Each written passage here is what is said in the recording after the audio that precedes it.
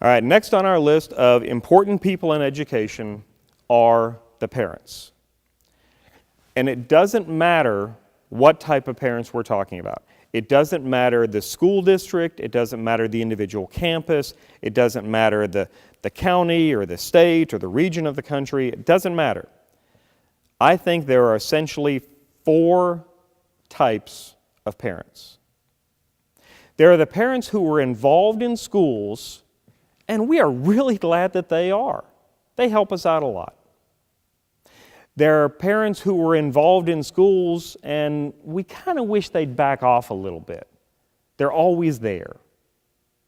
There are parents who are not involved in schools, but we kind of wish they would show up to a meeting every now and then, an open house, something. And then there are those parents who are not involved in schools, and we are just fine with that. Parents are part of our schools.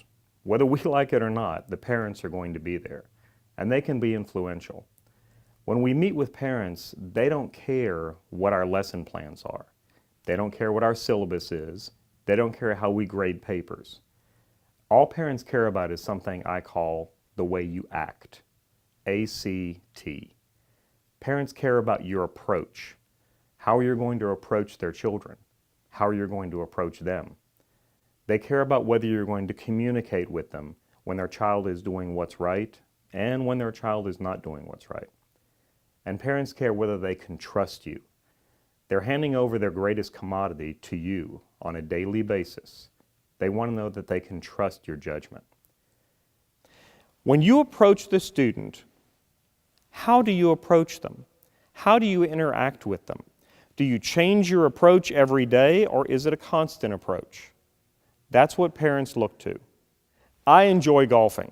Now keep in mind, I am nowhere near a professional golfer, but I will occasionally donate $50 to my local golf course for the privilege of dropping a couple dozen golf balls in their water hazard.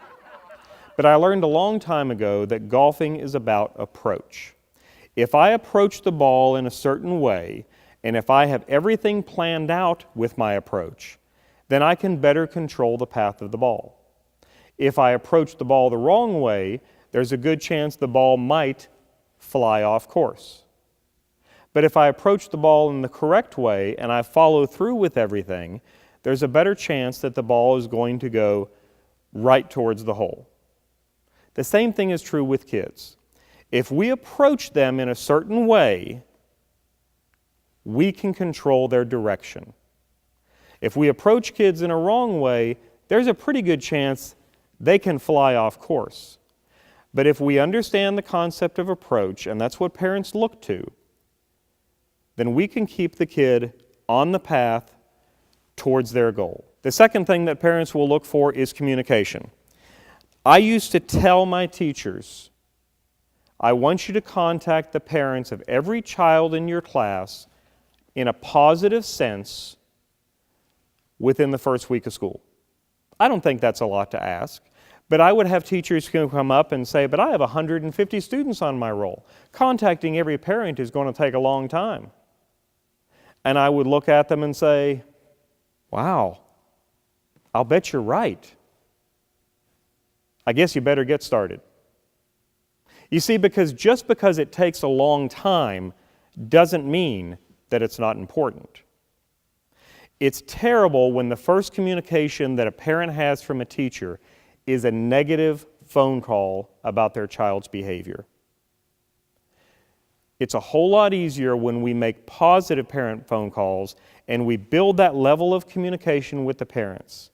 Then later on, when we have to make a negative call, it's a little bit more understood by the parent. How many of you have ever tried to call the parent of a troublesome child and you can never reach them? Yeah? I think we've all been there. And I'm pretty sure that if we did the research, we would find out that it was the parent of a troublesome child who first created caller ID. Because they see the school calling, I don't want to answer that phone either.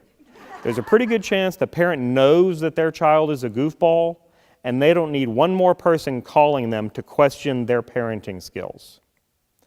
When you communicate ahead of time, It makes things a whole lot easier later. And the last thing we look at with parents is trust. We all have circles of trust in our lives. We have a very small circle for family. We have a little bit larger circle for our friends.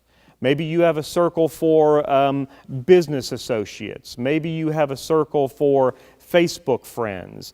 Maybe you have a faith circle or a belief circle. Maybe you have a circle of trust for fast food restaurants. You know, who's not going to mess you over on the fries? This is circles that we've built throughout our lives. And we can have an infinite number of circles.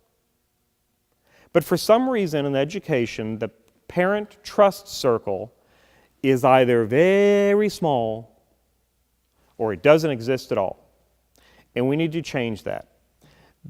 We're the people that these parents are sending their child to for 8 hours a day. They need to be able to trust us. And when the parent does trust the teacher, everything works out a whole lot better. Let me give you an example. Let's say there's a teacher who the parent trusts, and that teacher has to call home and tell the parent that, Billy hasn't turned in his homework for a couple days. I'm concerned about him. If the parent trusts the teacher, then the conversation goes something like this. Oh, don't you worry about that, Miss Johnson. I'm going to get onto that boy right away. I'm going to take care of it here at home, and you're going to have that homework on your desk first thing in the morning. And you know what? The parent takes care of it, and the homework is there. I don't care if the homework was to smash your thumb with a hammer. If the parent trusts the teacher, then they will actually hold their child's hand steady while they take a swing at it. Go ahead, Billy, it's not going to hurt. It'll only hurt for a second. Go ahead, do it. But if the parent doesn't trust the teacher, and the teacher has to call home to tell them something about Billy, then the conversation becomes a pass-the-buck free-for-all. I know Billy's not the only one turning in his homework. Are you sure you're calling all the parents, or is it just me you're calling? What is it that you don't like about Billy? Because Billy tells me you don't get along with him, that you have a personality problem with Billy. Is this homework something that the district has provided to you, or did you come up with this on your own? How is this homework being great?